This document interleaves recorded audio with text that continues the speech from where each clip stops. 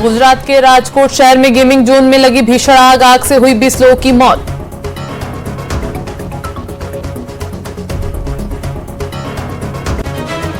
देश में छठे चरण का मतदान संपन्न 5 बजे तक हुई 59.24% वोटिंग। पश्चिम बंगाल में सबसे ज्यादा मतदान।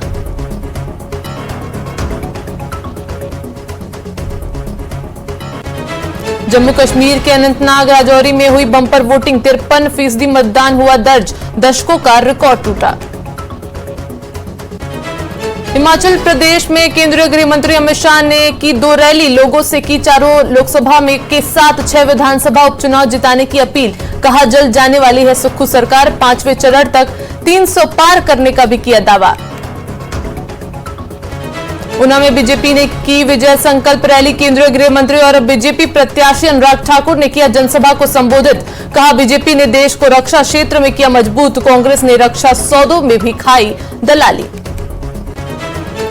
मंडी संसदीय क्षेत्र से बीजेपी प्रत्याशी कंगना रनौत ने किया भुंतर शहर में रोड शो। प्रदेश सरकार और कांग्रेस प्रत्याशी विक्रमादित्य पर साधा निशाना। कांग्रेसी नेताओं को बताया चोर।